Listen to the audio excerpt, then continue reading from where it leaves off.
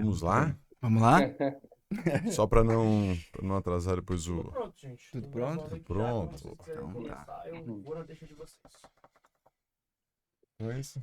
E aí, Brunão? Fala, Bom dia Rodrigão. aí, mais um podcast. Mais um. Agora, convidado Um especial. convidado super especial aí, o meu colega e grande amigo André Mosqueta, né? Médico, geriatra, também médico do estilo de vida, longevidade, né? Deixar para ele se apresentar melhor aí. É um prazer, uma honra, André, te ter aí conosco, né?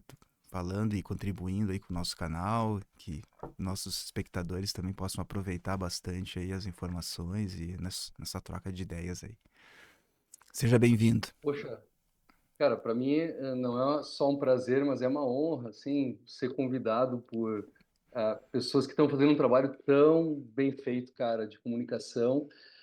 Eu prezo muito essa pessoa que é o Rodrigo Riffel. Acho que a gente se conhece há quase 30 anos, né? O É, Rodrigo vai por fechar aí. quase 30 anos. É bastante tempo. E eu estava comentando, a gente ficou alguns anos sem conversar, e para mim, além de poder trocar um pouco de ideia com você sobre a minha área profissional, eu estou reencontrando um grande amigo. Então, um grande prazer, e hoje estou fazendo mais amigos com o Bruno, por exemplo.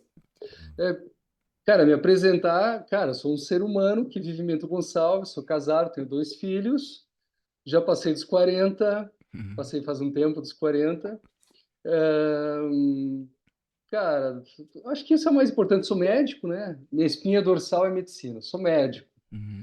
E passei a estudar mais, me dedicar mais em termos intelectuais, se a gente pode dizer assim, a longevidade, estilo de vida. Claro, quando a gente fala estilo de vida, não é moda, não é viagem, a não ser Uhum. que isso diga respeito à saúde, seria a medicina do estilo de vida, e também espiritualidade aplicada à promoção da saúde. Então é um prazer estar aqui com vocês e Uhum. vamos lá. Que legal, que legal. Muito bom, André. Já queria começar te perguntando. Acho que é um tema curioso porque realmente a nossa longevidade tem aumentado, né? Mas não necessariamente a qualidade de vida também, né? Ainda mais com esses novos hábitos que a gente tem adquirido, né, de várias formas. Se tu pudesse dizer para nós, assim, para quem está escutando, né, alguns pilares fundamentais para a longevidade, né, e para a longevidade saudável, né, porque são duas coisas, né. Então, tanto para a longevidade quanto para a longevidade saudável, quais são os pilares que tu é, sabe, né, tanto cientificamente quanto tu percebe na tua clínica, né, que também é muito importante, as principais contribuições para essa longevidade saudável? Feito. Tu sabe que antes de responder, eu queria, de forma introdutória, apresentar, vocês já sabem, mas para quem está assistindo, a importância na comunicação em saúde. Quando a gente dá conselhos nessa área, existem dois elementos que são essenciais, que é a individualização e a contextualização. Isso vai fazer absolutamente toda a diferença. É a pessoa com quem a gente está se comunicando e em que contexto ela está inserida. É, em termos individuais, por exemplo, só para dar um exemplo, assim, quando a gente fala de café e saúde cardíaca, café e saúde mental, a gente tem que cuidar porque, claro, existe a dose pesquisada, a dose que vai mostrar benefício em pesquisas com uma amostra de pessoas selecionadas, mas quando a gente vai aconselhar alguém na prática, a gente vai ter pessoas que estão simplesmente em fase de transição na vida e essa ingesta maior de café pode ser o que está mantendo o rendimento dessa pessoa, porque ela tem que ficar acordada de madrugada cuidando de gêmeos, por exemplo. Então a gente tem que individualizar esse tipo de conselho. E contextualização, uma coisa que eu gosto de citar, existe uma tendência de alguns de extrapolar experiências ou conhecimentos derivados dos caçadores-coletores para a nossa vida atual. E o que a gente sabe é que a nossa poligenômica, a interação entre os genes, envolvendo epigenética, ela se alterou. A poligenômica de um brasileiro, de um sul-americano, é diferente do seu avô, do seu bisavô, da sua ancestralidade europeia, inclusive na interação com os alimentos, sem falar que mudou a poligenômica dos alimentos. Então, isso de individualização e contextualização, quando a gente levar isso a sério, isso vai tornando o discurso um pouquinho mais chato, se a gente pode dizer assim, não é tão capa da Veja, capa da Science, mas fica um texto mais denso. Mas eu vou tentar aqui trazer algumas dicas, claro, tem que ser feito assim também, porque é gostoso e funciona mais, mas eu quero deixar essa ressalva para quem está ouvindo, né, que é o respeito sempre à ciência e que faça desses conselhos uma espécie de Instagram, no sentido que salve aqueles que são úteis para si, que Uhum. imagina que são úteis para si, né, Bruno? Não sei se faz sentido para vocês essa ponderação, né? Uhum. É um ótimo Para mim faz começou falando muito, isso. né? Com certeza. Porque comunicação é um negócio que a gente devia aprender desde a faculdade, cara, e eu percebi que, sei lá, é um ponto fraco meu, eu tenho desenvolvido mais, e nas palestras, no consultório, a gente acaba sendo um comunicador, né? Então eu acho que é bom fazer essa ressalva. Bem, cara, eu tenho assim, ó, 7 pilares, tá? Já que eu estava falando sobre dicas e ressalvas, vamos lá, 7 pilares. A movimentação física. Veja bem, eu não vou falar exercício físico nem atividade física, eu vou falar movimentação física, né? Que é a quantidade de movimento, de mobilização da maior parte do corpo, 70, 80% da nossa massa corporal, é músculo. Então, mobilizar essa massa e adquirir esses benefícios é um dos pilares, sem dúvida. A forma como você faz isso, até a gente pode conversar um pouquinho mais depois, o que isso envolve, pode mudar, mas a movimentação dos pilares, sem dúvida. A alimentação, cara, a gente dizia, né? Você é o que você come. A gente sabe que hoje em dia não é mais assim. Pela ciência atual, você não é o que você come. Você é o que as bactérias do seu intestino vão fazer com o que você come. Essa é a realidade, né, que a gente vive hoje, que Uhum. é o poder da microbiota, certo? Só que essas bactérias vão ser dependentes do que você come também, principalmente. Então, o que a gente come é um dos pilares, sem dúvida. Como a gente come, o que a gente come é a quantidade, a alimentação, né? Veja bem, eu não vou falar aqui, eu não usei o termo nutrição, muito menos nutricionismo. Nutricionismo é assim, quanto cálcio você come, quanto magnésio, quanta proteína, se você come ou não proteína, se come ou não gorduras e de que tipo. Quer dizer, é a fissura, é a obsessão pela individualização dos nutrientes, né? Não, alimentação, certo? Em termos de natural mesmo, natureza, né? E aí a gente vai um terceiro pilar, não estou falando aqui em ordem de importância, tá? Uhum. Todos são variavelmente, igualmente, em situações diferentes importantes. A gente vai para o sono, sem dúvida. A vida está na Terra há mais ou menos 3,5 bilhões de anos, e tem uma coisa que é igual na Terra desde o início, que o que é? São os movimentos de rotação e translação, né? A Terra está rodando sobre seu eixo e ao redor do Sol, desde que ela existe, né? Então, essa impressão, esse registro da variação de luminosidade, ela existe desde o início da vida. Até isso é muito poderoso, isso é muito. Isso está na nossa genética de uma forma muito importante. Nós precisamos respeitar isso. A importância do sono está em todos os animais, né? De algumas formas diferentes, em fenótipos diferentes, mas o sono vai compor esses pilares sem dúvida.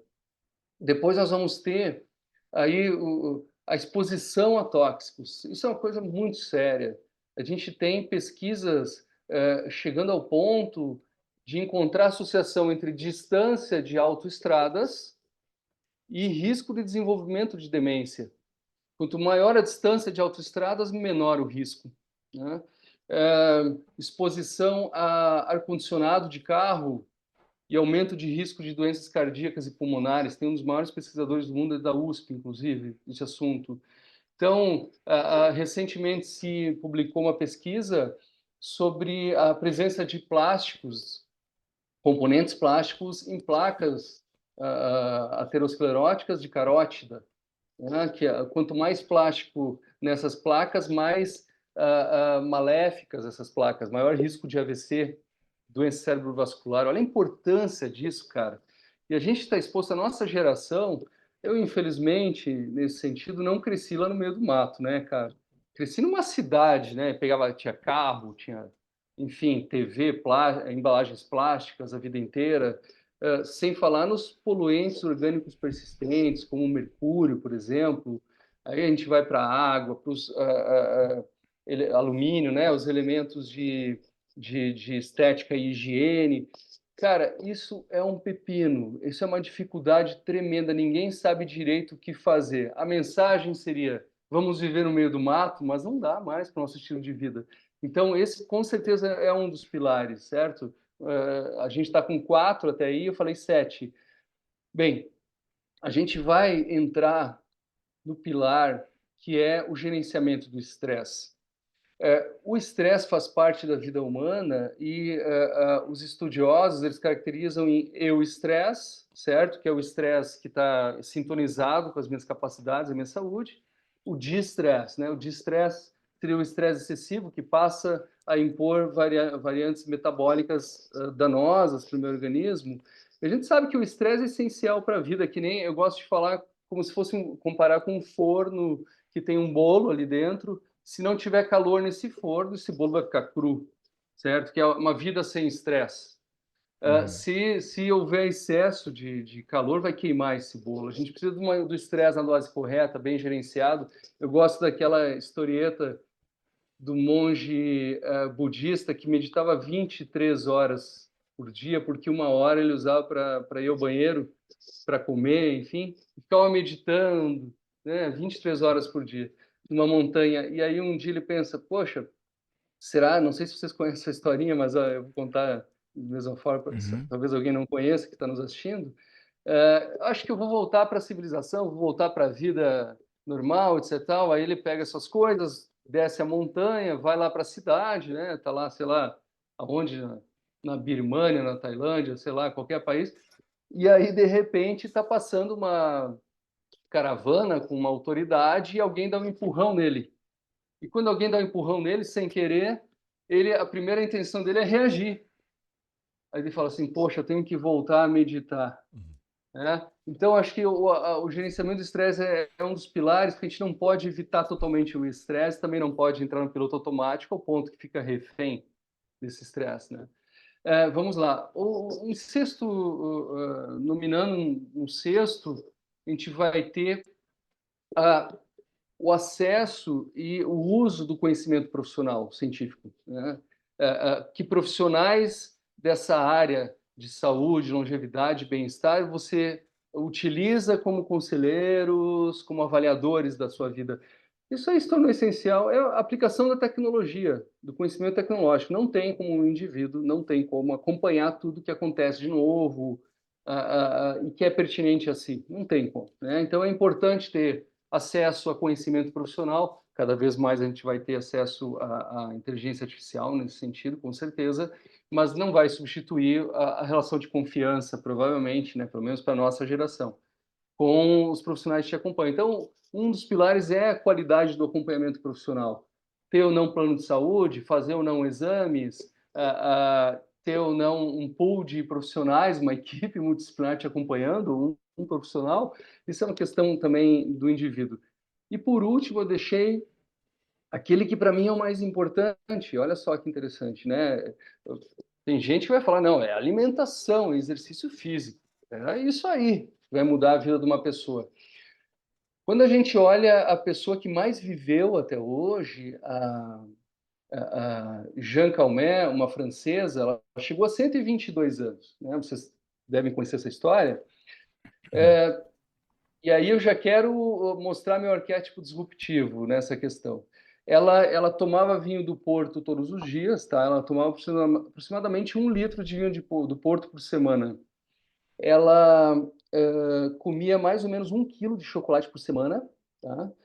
Ela fumava, ela parou de fumar com 120 anos, tá? Ela fumava uma dose baixa de cigarro, isso é verdade, tá? Fumava menos de 10 cigarros por dia, tá? Poxa, ela se movimentava, ela fazia esgrima, ela fazia ciclismo, ela sempre foi ativa, nadava, certo? não tinha uma vida estressante, não era uma empresária mal-sucedida, enfim, não tinha filhos que ficavam né, com algum problema que a atormentasse mais. Ela até tem uma curiosidade, quando ela tinha 60 e poucos anos, numa refeição, tinham cerejas envenenadas, e ela comeu essas cerejas envenenadas, ela e o marido morreu. Ela não, ela sobreviveu a isso. Olha só que interessante. Mas o que levou a Jeanne Calment até os 122 anos? Provavelmente tem um grau de anomalia genética. Os irmãos dela, os pais dela, todos morreram antes dos 95. Não há, assim, uma genética familiar forte para chegar até lá. Mas o senso de propósito nela, a forma como ela encontrou para viver sua vida, foi definidor. Ela tinha a rotina intelectual rica, de atividades rica, e era a vida dela, era o propósito dela viver. E aí a gente vai para a obra do Viktor Frankl, Em Busca de Sentido, em que um dos ensinamentos que eu achei assim mais geniais para mim foi que você não precisa ter um grande sentido para viver a vida, você não precisa ser uma pessoa iluminada que encontrou o sentido da vida, mas sim ter capacidade de ver sentido em qualquer coisa, ou mudar esse sentido de lugar quando for necessário e ir renovando a sua vida, tendo sentido para viver. E você vai para Okinawa, que é conhecida, né, essa ilha como um dos lugares de pessoas mais longevas e saudáveis do mundo, e uma das características é o propósito. Mas, André, mas como assim propósito, em termos práticos? Relacionamento, é amizade, é família, é a comunidade, é a igreja, a vizinhança, cuidar de algo, cuidar da sua plantação, cuidar da sua casa, certo? O respeito mútuo, a espiritualidade, trazendo propósito e sentido. Então, olha só que interessante, esse é o meu pilar preferido atualmente, Uhum, tá? uhum. Já foi a alimentação e a atividade física. Sim. Então, desculpe se eu me estendi um pouquinho, Bruno, mas essa é uma introdução aos 7 pilares que eu acho importante. No meu conceito, devem faltar pilares aí, mas é Sim. assim que eu entendo atualmente, né? Ótimo, ótimo, André. Muito bom também, porque esse exemplo que tu trouxe dela é muito bom, né? E aí a gente podia pensar, imagina se ela não fumasse, ela poderia viver até 140, né? Mas tem 3 coisas que me chamam a atenção. Uma delas, de fato, que o movimento estava presente na vida dela, né? E eu acho que realmente o movimento, até porque hoje em dia tem estudos que relacionam a circunferência do quadríceps com doenças mentais, como demência, né? Como degeneração, até correlações, né? Do tamanho da circunferência após os 60 anos, à medida que vai perdendo, e as doenças que vão aparecendo, né? Tem vários estudos com correlações importantes, né? Então, de fato, o movimento, principalmente o movimento que utiliza o quadríceps, que é um músculo tão grande, e o quadril, que dá estrutura, que previne queda, então é fundamental. E nela estava presente, né? Tu trouxe o pilar e a alimentação também. Mas, de fato, inclusive para se movimentar, não precisa de um grande propósito, mas precisa ter um sentido aquele movimento, né?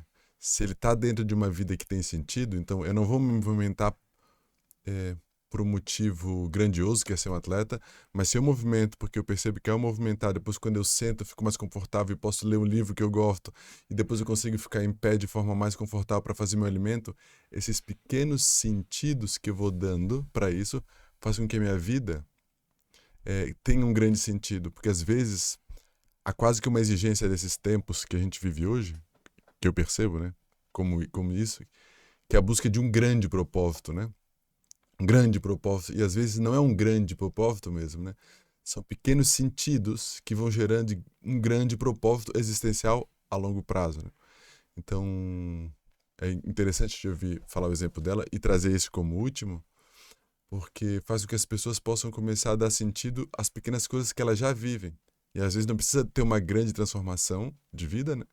Mas começar a dar sentido e novos significados para aquilo que já está sendo vivido no cotidiano, né? Na experiência cotidiana de pequenas relações, as relações inclusive mais transcendentes, como tu trouxe, né? Uhum. Cara, você falando isso, eu lembrei daquela psiquiatra americana, que me falta o nome agora, que escreveu Nação Dopamina. Ela é especializada em dependências, né? Uhum. E ela propõe uma abordagem para regular essa questão da dopamina, dos sofrimentos e tal. Cara, entre na sua vida, sabe? Para que ficar, às vezes, ficar ampliando, procurando e mudando é desgastante, né? Traz estresse excessivo e desnecessário. Que tal entrar na sua vida? Se a gente olhar a nossa vida, cara, a gente tem muita coisa para fazer. Você pode eliminar, mesmo eliminando a profissão, certo? Você vai ter a sua casa, o seu desenvolvimento humano, o seu exercício, seu alimento, enfim, as artes, né? Então, entra na sua vida, te foca mais na tua vida, que tal? Isso pode ser libertador, porque é Uhum. o contrário à lógica que a gente encontra, pelo menos na comunicação corriqueira, né, Bruno? Ao Sim. contrário, não, você tem que ser uma pessoa melhor, tem que ser uma pessoa melhor, você tem que aprender, você tem que crescer, você tem que se desenvolver, você tem que... E aí gera o quê? Consumo de informação, a obesidade intelectual, né? A fadiga intelectual, eu diria, para alguns a fadiga espiritual, né? O cara começa a ser um buscador sem fim, Uhum. né? Ou a fadiga física, a fadiga mental, uma vida fadigada, né? Uhum. Então, interessante que você falou, porque eu acho que esse link, a atividade física, quanto mais significação, tudo, né, Bruno? Quanto mais significação, qualquer tipo de hábito, né? Os micro hábitos e as macro decisões, elas vão ser mais fáceis. Quanto mais significação, mais fáceis elas são, né? Sim. Uhum. Eu me Nesse lembro, sentido. eu me lembro da Adélia Prado, que um dia eu estava vendo uma entrevista dela, e ela falou assim: Eu não sei porque as pessoas buscam o extraordinário se o que elas têm já dado é o ordinário, né? Então, e não tem como fugir do ordinário. Ainda que tu tenha algo extraordinário, no segundo depois tu volta pro ordinário. Então ela começa a falar disso que se tu topa viver o ordinário, o cotidiano, né? É isso, molhar a planta, e é lindo porque é daí que traz a poesia dela, né? Tem a poesia mesmo que ela fala do marido, eu não sei de cabeça, mas é o marido que ele tinha saído para pescar, né? E aí ela vai narrando que ele sai para pescar. Meu marido, se quiser pescar, que pesque, eu fico em casa esperando ele. E ela fala desse retorno dele contando as histórias, ela ouvindo, e ela contando dele narrando o peixe que pulou e caiu, até o momento que ela se dá conta e fez um silêncio profundo entre eu e ele, somos noivos e noiva.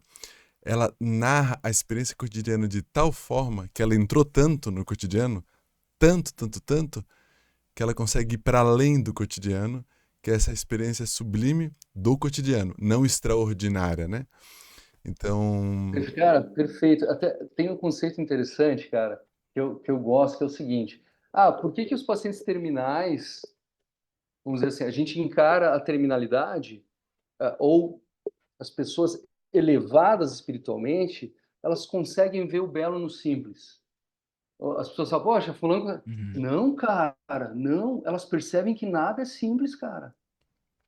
Nada é simples. Uma gota d'água ainda não é explicada pela ciência, cara. A gente não sabe o que tem lá entre os átomos, cara.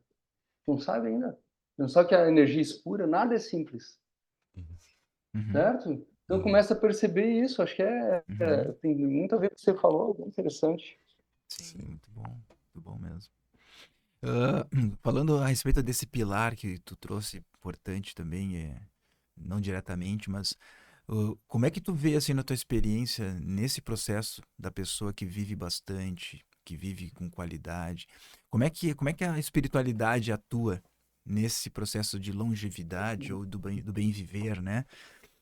Como é que tu, na tua experiência, tem visto o impacto disso, né? Porque assim, tu falou muito desse último pilar que dá um sentido de propósito às coisas, mas não propósito, né, extraordinário, como a gente tá falando. Mas de que forma entra também essa questão espiritual, né? Porque eu acho que também está muito ligado, talvez, a uma questão de propósito, de uma vida mais simples até, porque a espiritualidade também te traz para a essência, né? Para o que é essencial. E aí tu vai sair dessa ideia, talvez que muito fomentada pela comunicação, pelas redes sociais, de que eu tenho que ser algo que seja famoso, que seja bem sucedido, enfim. Como é que tu observa isso, né, na tua experiência, nos teus conhecimentos, enfim? Rodrigo, quando a gente fala, você deve saber, sobre espiritualidade, é um assunto que o conceito que eu tenho de espiritualidade é diferente do seu, que deve ser diferente do Bruno, que deve ser diferente de cada pessoa, né? Então, Eu gosto de ver espiritualidade e vai ficar mesmo. O André gosta dessa interpretação porque é absolutamente multi definido esse termo, né? Alguns vão entender como relacionado a Deus, outros não relacionado a Deus, ou uma religião, outros não necessariamente, relacionado a qualquer contato com o que transcende o nosso conhecimento, a nossa matéria. Eu gosto muito da definição do professor Alexander Moreira, ali de Minas Gerais, que é um pesquisador de espiritualidade, um cara influente no mundo dessa área, sabe? Teve a primeira diretriz da Organização Mundial da Psiquiatria, ele liderou sobre espiritualidade na prática, talvez foi a primeira científica do mundo. Da Sociedade Brasileira de Cardiologia, foi ele também que liderou a redação sobre espiritualidade e cardiologia. Ele diz ele define mais ou menos assim, que espiritualidade é a busca do ser humano pelo contato com o que transcende sua realidade. Ok, eu gosto desse caminho. A espiritualidade metamoderna, certo? Pós-modernista, pós-pós-modernismo, quer dizer, que inclui o idealismo pragmático, no sentido, mesmo sentido dos mais jovens hoje, né, Riffel? Os mais jovens hoje, eles veem uma espiritualidade mais orientalizada, mas sempre mais individual, né, relacionada à meditação, relacionada à caridade, ao cuidado dos animais, relacionada ao natural, a pisar no chão de pé no chão, na grama, né? Essa espiritualidade no amor, no relacionamento, na clemência, no perdão, na humildade. Eu gosto dessa linha, certo? E quando a gente vai ver as pesquisas científicas, essa espiritualidade também traz benefícios, certo? A meditação, seja ela transcendental, seja ela mindfulness e coisas assim, né? Cara, como eu vejo, eu vou contar um caso aqui. Eu tenho um paciente de 92 anos, cara, o seu Lino. O seu Lino, ele passou um pool de doenças. Vamos lá, fratura de quadril, câncer de próstata, trombose venosa profunda, perdeu um filho, cara, assassinado. Então, passou depressão, Parkinson, que mais, cara? Não, podia ter separado, agora não vou lembrar todos, né? Mas ele tem uma série de doenças, situações de vida. Cara, ele é um homem, ele tem um devocional, ele tem um livrinho, ele faz há mais de 30 anos, cara. Toda manhã ele tem um livrinho de devocional. E ele vai naquilo e é sagrado, e é o mesmo livrinho, cara, tá? Tá envelhecido, tá? Cara, ele tem uma resiliência, né? A gente gosta do termo resiliência, certo? Tá meio batido, mas assim, ele viveu muita coisa. A esposa passou várias doenças, sabe? Problemas familiares, enfim. E ele foi se mantendo de alguma forma, cara, que não tá nos 6 pilares, não tá no médico, não tá na atividade física, não tá no sono, não tá, cara, não tá. Tá em algum outro lugar, que eu coloquei como nesse pilar, né? Que é Sim. o propósito de vida, teve com Sim. espiritualidade. Então, na prática, eu vejo como um elemento que vai influenciar a experiência de cada um frente ao sofrimento, tá? No nível de dor que essa pessoa vai sentir, ou de sofrimento, chame sofrimento ou dor, e também no tratamento. No tratamento. Então, aí no tratamento a gente tem uma miríade de efeitos benéficos da vida espiritual, certo? No contato com o outro, no contato com emoções positivas, como gratidão, otimismo e outros, né? No contato com o autoconhecimento, certo? Que a espiritualidade traz.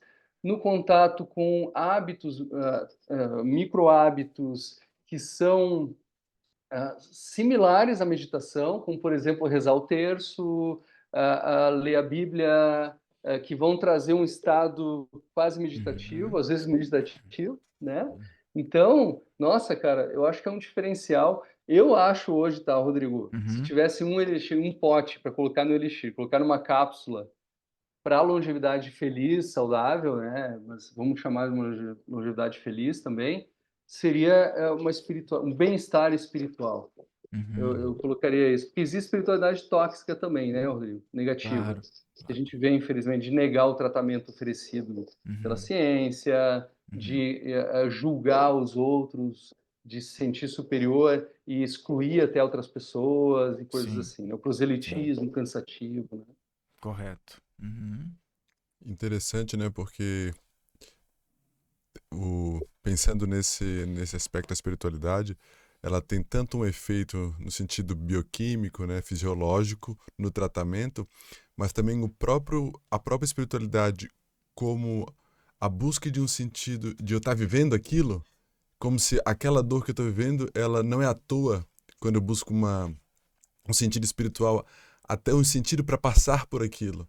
Tem um lugar de uma aceitação maior, de uma abertura maior, inclusive para buscar tratamento, porque eu não acho de alguma maneira que aquilo é à toa, né? Aquilo de alguma forma, espiritualmente pensando no sentido, seja porque a vida, porque Deus, ou porque a própria natureza possibilitou que aquilo acontecesse, ainda que eu não sei o motivo, eu consigo entregar na mão disso que é maior do que eu, o sentido daquilo, então eu tenho muito mais força, de fato, de passar por qualquer tratamento que eu busque, né? Então, tanto o efeito fisiológico quanto a adesão ao próprio tratamento, né? Uma vez que eu uso a espiritualidade para dar sentido naquela experiência. Então é muito interessante mesmo o exemplo dele, quando tu falou, até me Uhum. arrepiei aqui, porque eu fiquei imaginando esse devocional dele, o quanto aquilo vai,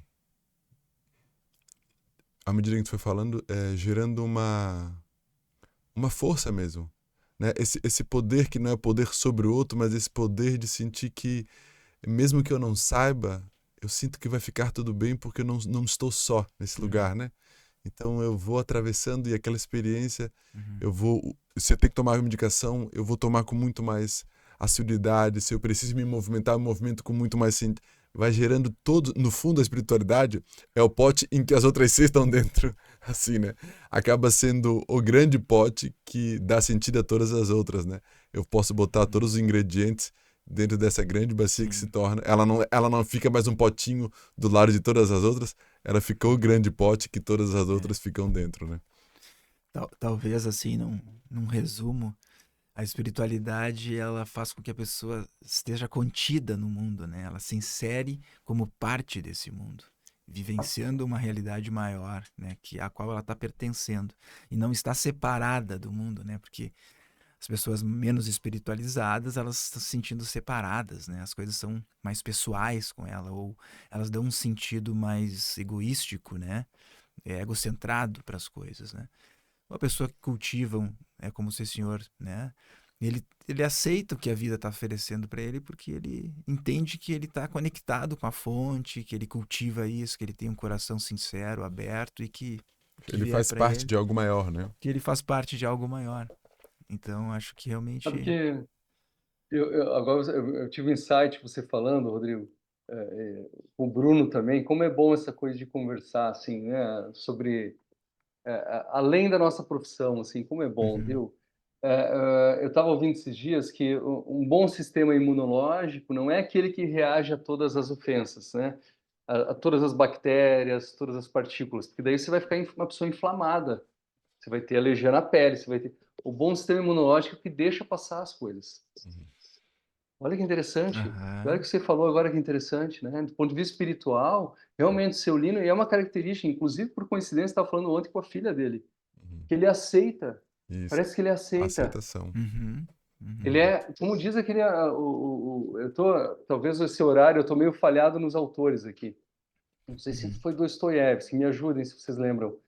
Que eu seja digno do meu sofrimento, que eu Uhum. passe pelo meu sofrimento de forma digna. Não tenho Uhum. mais nada para viver na minha vida, eu vou ver meu sofrimento de forma digna, eu vou Uhum. passar por ele direitinho, vou até encontrar sentido dentro dessa situação, Uhum. uhum. né? Muito legal, muito bom. Muito rico. Dá até uma curiosidade, assim, né? Porque desses casos, porque também vai um ser como esse que tu atende, né? Tô pensando aqui agora no teu atendimento, né? É, também é um presente para quem está atendendo, né? Porque de alguma maneira ele acaba contribuindo de muitas formas no sentido da tua própria vida, né? Vai gerando sentido também. A presença dele gera um sentido para tua própria existência, né? Porque ele tá ali, né? Quando tu tá atendendo ele já tá fazendo parte da tua vida, né? Ele vem trazendo revelando isso para ti, uma forma, né? Como é que tu sente que os pacientes nesse sentido, porque tu de alguma maneira como geriatra e como médico de alguma maneira que vai acompanhando mais tempo, de que forma que tu sente que eles vão impactando a tua vida, André? Poxa, que pergunta, hein, cara? É boa, hein? Eles Cara, vão te então, olha, transformando. velho, eu vou te contar uma coisa, cara. Hum, eu acho que tem um curso que todo mundo deveria fazer, cara. Tu é psicólogo, né? Eu sou minha primeira formação é como fisioterapeuta e depois eu comecei a fazer terapia. Sou terapeuta, fisioterapeuta e terapeuta. Mas como fisio e Ah, osteopata não desculpa. trabalho mais. Tá, ok. Fisioterapeuta. Fisioterapeuta também quando quer, é um terapeuta, porque ele Isso. Mas agora eu tô passa só mais como tempo terapia ouvindo o hoje. paciente. Sim, entendi. Mas eu brinco com meus amigos físicos, né? Que eles ficam mais tempo com o paciente que nós, que é uma, duas vezes por semana, imagina, sempre ali, né? Mas enfim. Cara, um curso que todo mundo deveria fazer, cara, é o curso em si mesmo, né, cara? Qual o Ele curso que deveria é fazer esse? um curso em si mesmo. Ah, sim. Um curso em si mesmo. Sim. Que o caminho que eu encontrei para isso é psicoterapia, Uhum, né? uhum, Uhum. Cara, esse é o curso que vale a pena, né, velho? Tu entender por que que tu reage, por que que tu é daquele jeito, por que que tu sofre, como outros caminhos para não sofrer tanto, né? Pessoas ficam aprendendo sobre o mundo, aprendendo sobre o outro, aprendendo sobre o trabalho, aprendendo sobre a profissão e, enfim, é um conceito que eu tenho porque eu acho que também está na base da filosofia, né, do conhecimento, conhece-te a ti mesmo, né? Uhum. É, E nesse sentido, cara, uma coisa que modificou muito minha relação com os pacientes foi a minha psicoterapia, meu processo psicoterapêutico, né? Eu fiz questão de contar, foi 70 a 80 sessões que eu fiz de psicoterapia, tá? Atualmente não faço, né, essa formal, né, não tenho uma terapeuta, mas isso modificou a minha sensibilidade e o efeito dos meus pacientes em mim. Sem dúvida, sem dúvida. Quando eu me desfiz de alguns, né, provavelmente não de todos, mas alguns vícios de interpretação, preconceitos, né, esses julgamentos que fazem parte da vida humana, a gente sabe, de neuroses, certo? Eu comecei a ficar com o sistema imunitário mais saudável, no sentido de aceitar ouvir mais, uhum. introjetar mais. E aí vou te falar, cara, uma vez eu fui para o Canadá, né, fazer um estágio em geriatria, lá na McGill. E uma coisa que me falaram que eu achei assim notória, olha, o Canadá é um mosaico, cara. O Canadá é um quebra-cabeça de etnias, Sim. né? Não existe um canadense clássico, é raro. Os canadenses, então, vai ter Marrocos, vai ter França, vai ter em Estados Unidos, Inglaterra, Brasil. Então, é um país lindo por isso, certo? Inclusivo, diversificado, né? Cara, eu acho que vocês olham hoje para o mosaico dos pacientes, né, cara? Claro, tem aquela frase, eu sou as pessoas que eu amei, os livros que eu li, os lugares que eu conheci. Uhum.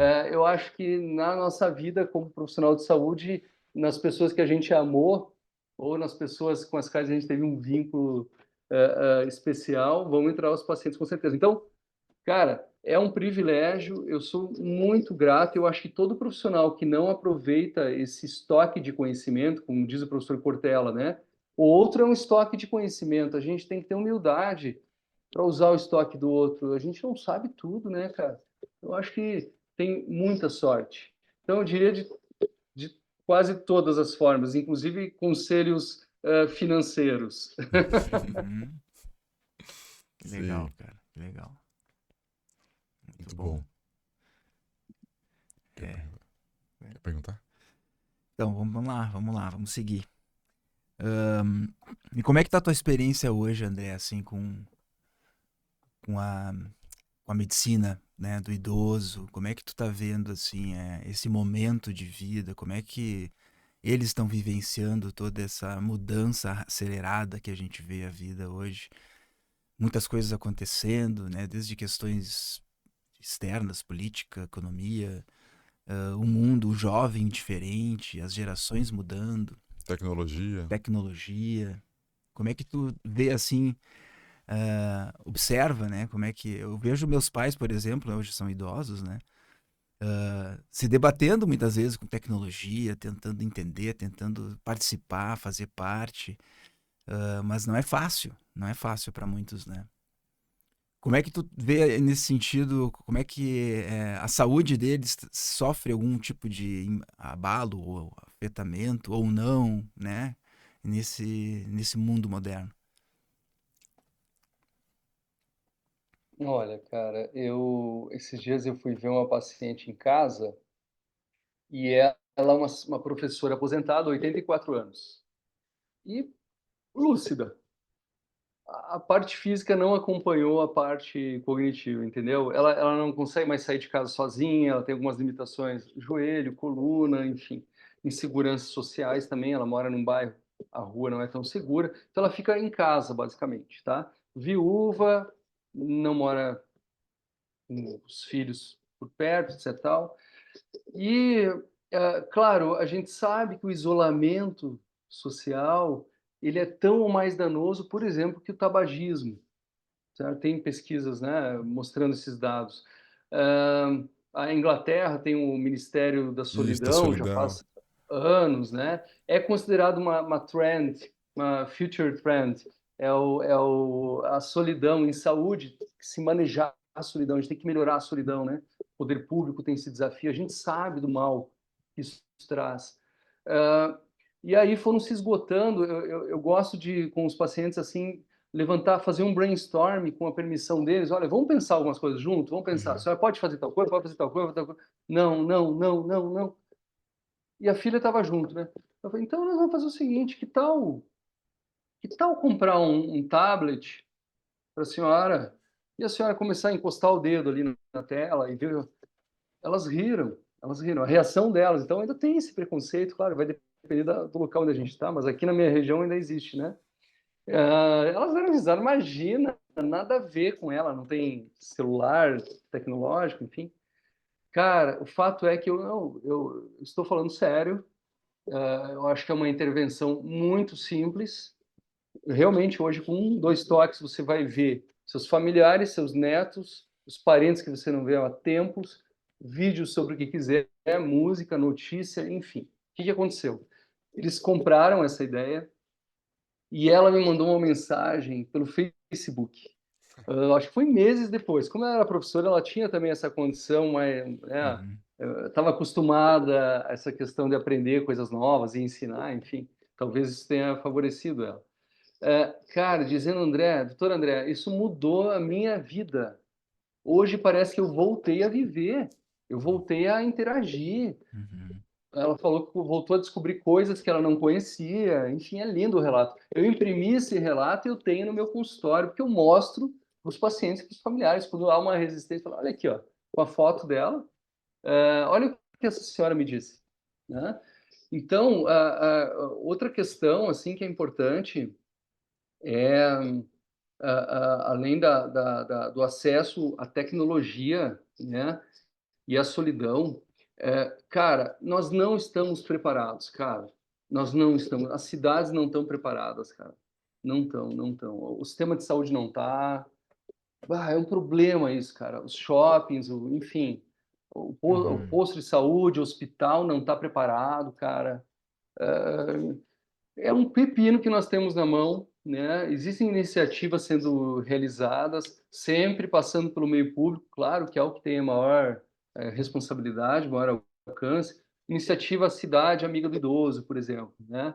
São iniciativas que estão acontecendo, mas isso tem que ser pensado num nível. A gente sabe, vocês sabem qual é o grau de assertividade na adesão aos tratamentos medicamentosos? É mais ou menos 30%, cara. Porque se toma muito remédio errado. Porque é Uhum. difícil o remédio, cara, tomar remédio. Né? Porque é Uhum. pequena letra, porque os remédios são parecidos, porque os horários são complicados, porque as interações. Então, olha, o O básico, básico, né? ele está aquém, né? O básico, cara, está aquém do que a gente Uhum. precisa. A adesão a consultas, a exames também é pobre, quando eles precisam fazer, né? Aí, por N questões, não é questão de índole, né, de Sim, cara, é questão de não conseguir ter acesso, sim. de não entender mesmo, Uhum. né? Então, é um grande desafio que me assusta, tá? Eu frequento esse ecossistema, esses dias eu assisti, palestra do Alexandre Kalash, que é um dos maiores estudiosos do mundo de envelhecimento, é um brasileiro carioca, tá? Do Drauzio Varela, eu frequento esses ecossistemas, assim, cara, todo é unânime que nós temos um grande problema em mãos econômico, porque as doenças custam caro. Uhum. E aí tem olha só, eu vou trazer para vocês uma provocação. Não sei se vocês já ouviram falar tem uma enciclopédia chamada História Natural, tá? Que foi escrito pelo Plínio, Plínio o Velho, tá? Foi na época ali um pouco ao redor do nascimento de Cristo. São vários volumes, é considerado uma das obras mais importantes da humanidade. E tem um dos volumes que é sobre o homem, tá?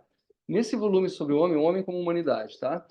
Ele relata, então ele está falando da época de Cristo, gente, antes de Cristo, tá? Um músico saudável com 105 anos de idade. Uma atriz atuando com 100 anos, tá? Uma senhora com 115 anos. Quando a gente vai estudar os critérios para ser senador na época da antiga Roma, você tinha que ter inicialmente mais de 42 anos, na regra deles. Quer dizer, longevidade, tem outros relatos, outras evidências, inclusive entre caçadores e coletores, tá? Já se encontraram pessoas com mais de 60 anos em tribos de caçadores e coletores isolados da humanidade. O que eu quero dizer? Cara, a humanidade sempre viveu muito. Sempre, sempre, sempre. Isso tem evidência, cara. Tá? O que mudou a Revolução Industrial e as vacinas, principalmente, né? As vacinas foram o principal fator de longevidade, né? Mais gente que não tinha uma condição predisponente genética passou a viver muito, cara. Então tem gente muito doente chegando aos 90, cara. E se tu consultar o natural lá, o Papai do Céu, a criação, talvez fosse assim, olha, vocês estão forçando um pouquinho a barra, agora aguentem, né, cara? Fica muito caro, cara. Fica Sim. muito sofrido, muito difícil. E a gente tem que abraçar, é nossa missão, né, cara? Nós evoluímos como humanidade. Então, tu vai ter aquele idoso de 95 anos que não toma remédio, dirige o carro, transa, consome material, escreve, pinta e borda inteiro, né, cara? Ativo, magrinho, não sei o quê. Esse cara era o cara para chegar aos 95 e vai ter o que simplesmente é obeso, sedentário, dislipidêmico, resmungão, que dorme mal, sem rotina nenhuma, e vai chegar aos 95 também, com fralda, em casa de repouso, com necessidade aí de um cuidador contínuo, né? Então, cara, é um grande desafio. Eu sou um otimista, por outro lado, eu acho que a tecnologia... Sabe, Riff, eu brinco assim, quando a gente se formou em medicina, cara, era old school, Era né, old school, cara? old Ainda school, era old school, né? old school. A imagem de você um pouquinho para mim, talvez seja a minha internet aqui. Vocês estão me ouvindo? Tô te Sim, ouvindo bem. perfeito. Estão me vendo? Sim. Sim. Tá, legal. Cara, daí eu ficava inseguro assim, né? Essas faculdades atuais de medicina, né? A gente sabe que a qualidade de algumas delas é aquém do que a gente espera, né? Quem vai cuidar da gente, né, Rodrigo? Isso. Cara, eu sou otimista no sentido inteligência artificial, né, cara? Robôs. Sério? Sim, É isso claro. aí que vai trazer Sim, qualidade sim. pra gente, vai nos proteger, cara. Né? Ou selecionar bons médicos, né?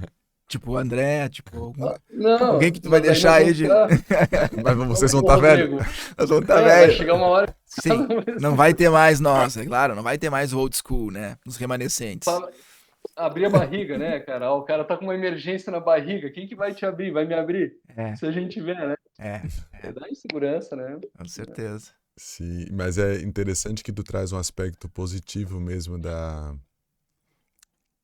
tecnologia, como tanto nesse caso agora de intervenções, né? Mas também como a possibilidade de criar relação, porque ela tanto pode criar isolamento, como ela pode criar conexão, né? É. Então, é o olhar, o quanto que um olhar atento, né, do profissional, ele pode, todos os instrumentos podem ser usados a serviço do paciente, e o quanto que, quando não tem esse olhar, os instrumentos são utilizados não a serviço do paciente, né, a serviço da própria piora da doença, né? Então é interessante que tu trouxe o tablet como uma ponte de conexão com a família e com o mundo além da casa dela, que não permitia por conta das questões físicas mesmo, né? Então é muito Cara, sabe interessante. que esse é um paradigma que a pandemia mudou, né? Com evidências científicas. Porque a gente tinha esse paradigma, assim, né? Não, conexão vale quando é presencial, para a Uhum. saúde.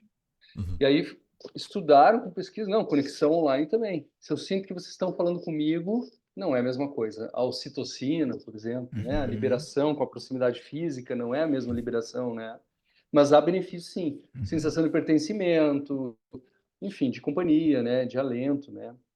Cara, só para completar o que eu estava falando antes, cara, sobre o impacto dos pacientes na minha vida, eu queria dizer uma coisa, sabe? Cara, eu não sei nada, velho. Eu me sinto assim sendo um ignorante, sabe? Porque a gente aprende muita coisa importante todos os dias. E com os pacientes, com certeza. É, mas um profissional de saúde que não investe em ser o melhor ser humano, sim, em experimentar a vida, uhum, melhor ser humano em qual sentido, né? Não nessa coisa da jornada do coach, né? Mas na coisa de ser humano mesmo, sabe? Uhum. Poxa, o cara tá falando de café, então eu vou tomar esse café.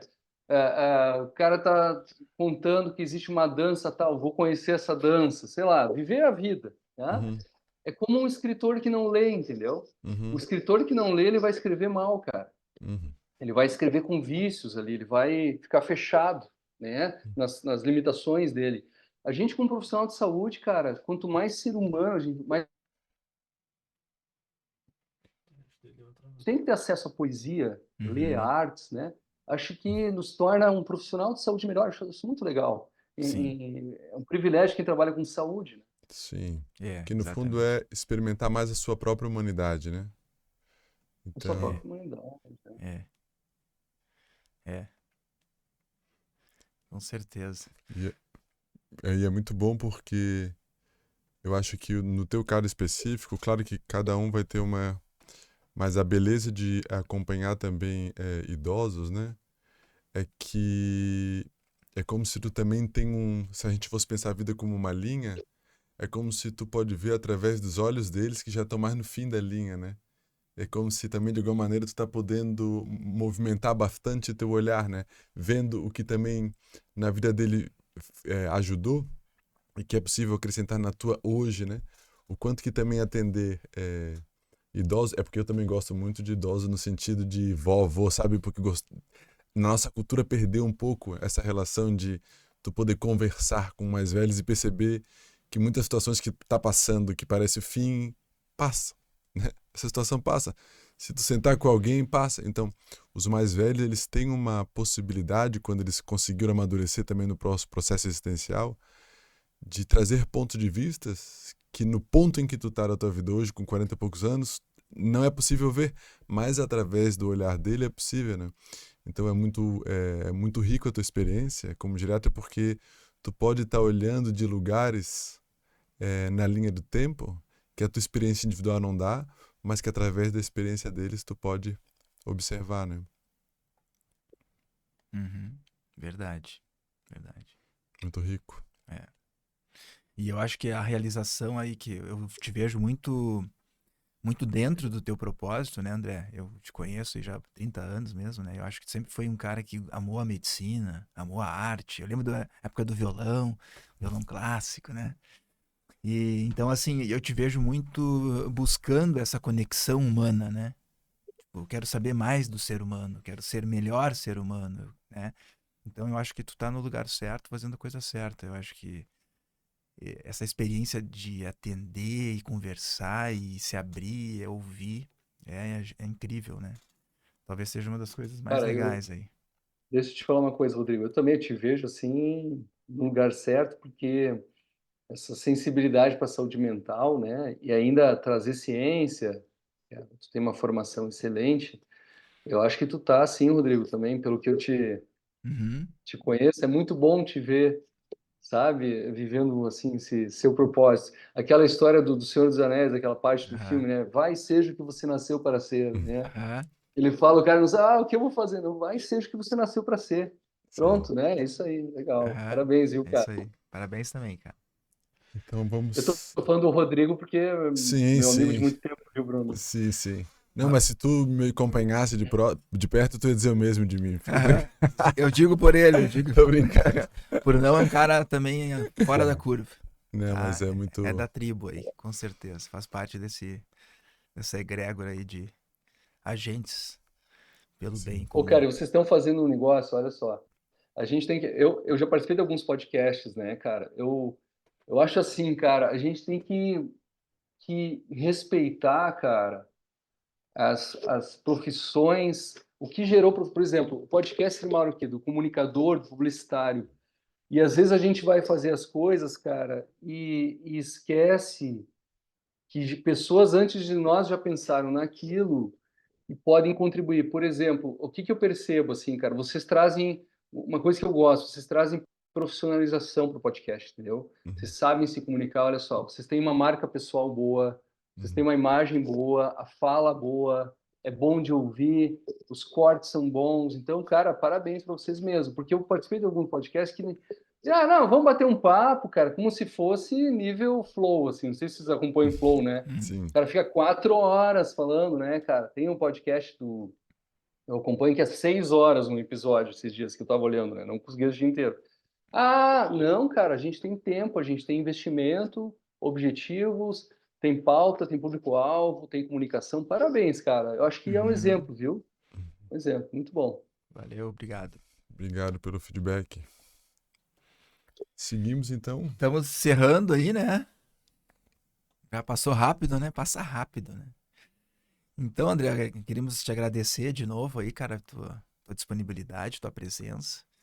E deixar que tu dê a tua última palavra aí, né? Que tu possa trazer alguma mensagem que tu queira, concluir alguma fala aí que tu faltou tu concluir. Deixar teu último comentário aí pra gente, pro nosso público. Deixa eu até. E deixa o convite aberto para tu retornares outras vezes aí, né? Vai ser um Muito prazer, obrigado. com certeza.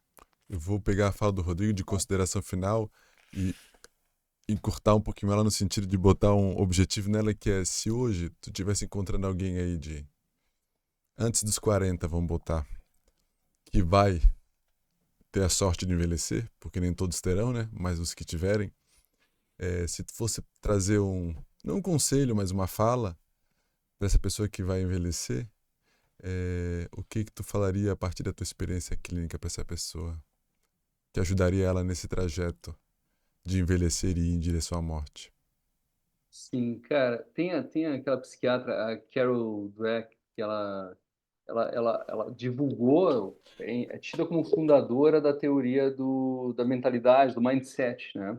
Uhum. Vocês certamente conhecem, já vi que vocês têm entrevistados aqui muito interessantes antes de mim, agora é pouco nível, mas eu vi assim que vocês têm entrevistados, devem ter falado certamente desse assunto. Mas acho que a mentalidade sobre o envelhecer tem um poder sobre o processo de envelhecimento, tá? Uhum. Então, o que que eu aprendi, assim, cara? Que envelhecer é lindo, cara. É lindo, sabe? Que se você souber envelhecer, pode ser uma festa, cara. Pode ser muito divertido, muito engraçado, tá? O que vai acontecendo com o nosso corpo. A gente já sentiu um pouquinho, não sei. O Bruno acho que não, porque o Bruno ainda não começou a ficar velho ainda, né, Rodrigo? Mas tu não pode esconder a idade de mim, né, meu cara? Não, Porque não a gente posso. se formou junto na faculdade. A gente já começou a sentir, né, cara? Eu Claro, comecei depois claro. dos 30, né? Se a gente levar com humor, com adaptação, usando os recursos que o Papai do Céu, que o natural nos deu, né, cara, de acesso à informação, de pessoas abrir a boca para pedir ajuda, né? Às vezes tem que abrir a boca para pedir ajuda, cara. Não é para tomar remédio, não é para comer, tem que abrir para pedir, eu preciso de ajuda, cara, né? Uhum. A vida pode ser uma festa, pode ser demais, pode ser linda, cara. E envelhecer também. A gente tem que rever o conceito de beleza, cara. Para mim, cara, eu vou te falar, cara. Claro que eu sou enviesado. Esses dias eu estava fazendo uma conta, acho que foi quase 40 mil atendimentos, né, cara? Na área de geriatria que eu fiz, somando tudo, né, cara? Atendimento repetindo o paciente, né, certo? Atendimento, encontros, né? Cara, eu acho as pessoas lindas, cara. As pessoas que, quando elas têm uma alma viva, Uhum. Uhum. uma alma presente, inteira, eu acho lindo, cara. Claro. Acho lindo demais, cara. Demais, demais. Não tem nada a ver com o dente, com a unha, com o cabelo. Então, essa mudança de mentalidade sobre o envelhecimento passe a nutrir o seu cérebro, o seu coração, quem você é, com uma visão positiva, dinâmica, corajosa, sábia do processo de envelhecer. Isso vai fazer diferença, sem dúvida, vai fazer diferença. Como você trata as pessoas e como você vai se tratar. Você vai começar a encarar isso aí, né? Uhum. E outro conselho que eu gostaria de dar, assim, deixar, né? O conselho é um negócio, é uma palavra meio ruim, né? Mas, assim, uma reflexão, uma provocação, né? Eu gosto da palavra provocação. Cara, é, é, as pessoas estão adoecendo hoje, cara, todos nós, tá? Em parte por falta do negócio, eu acho que vou surpreender vocês, porque não é nada mirabolante, tá? Organização. Organização, tá? As pessoas não têm agenda, as pessoas não têm horários para as coisas, sabe? Para dormir, para fazer exercício físico, o dia que vai no mercado, onde faz as compras, o que vai comprar, o Uhum. que vai cozinhar, o que vai comer, o que vai encontrar, onde vai participar ou não, o que vai fazer com o seu dinheiro ou não, nas decisões. Às vezes tem coisa em casa inútil que poderia doar, jogar fora, então não tem a casa organizada, não tem o quarto organizado, não tem o casamento organizado, não tem a paternidade organizada e quer ficar dando passos para mudar o mundo, cara. Não tá certo, cara. Uhum. Até agora eu tô roubando do Jordan Peterson, né? Do Uhum. filósofo ali canadense, do Olha 12 isso. regras para a vida, né? Organize Uhum. seu quarto antes de querer mudar o mundo, né, cara? Em Sim. saúde também, cara. Saúde depende muito, estresse, sofrimento mental, vem muito da desorganização, da gente não saber quem a gente é, onde a gente quer chegar, o que a gente tem, o que a gente não tem, onde a gente está forçando a barra. Então, organização, organização em todos os sentidos, não é só a gaveta, né? Sim. Também é a gaveta, né? Psicologicamente tem um efeito também, um priming, o efeito priming que o Daniel Kahneman descreve no Rápido e Devagar, que eu acho Uhum. genial aquele livro. O efeito priming, né, cara? Você está num ambiente organizado, você é outro ser humano. Então, às vezes, a gente tem que desacelerar e reorganizar. E eu acho que isso é uma observação, principalmente dos mais jovens, né, Bruno? Uhum. Para a Sim. geração mais jovem, que eu daria para mim, por Uhum. exemplo, Uhum. se eu Uhum. estivesse falando comigo de 20 anos. Cara, Uhum. te organiza, mantém a organização, cara, da Uhum. tua vida, sabe? Eu acho Uhum. que faz toda a diferença para onde a gente vai chegar, assim como ser humano, nosso rendimento na atividade física, nossa qualidade de alimentação, nosso sono e assim por diante. Uhum. Então, de novo, obrigado para vocês, tá? Vocês são Uhum. carinhosos, gentis, muito Uhum. bom encontrar gente assim. E vocês estão falando de Floripa? Sim, Sim, Floripa. estamos em Olha só, Floripa. Floripa, né? Cara, a Aham. próxima vez que eu for para aí, eu quero encontrá-los, Por viu, cara? favor. Para tomar um Claro. por minha conta. Por minha conta.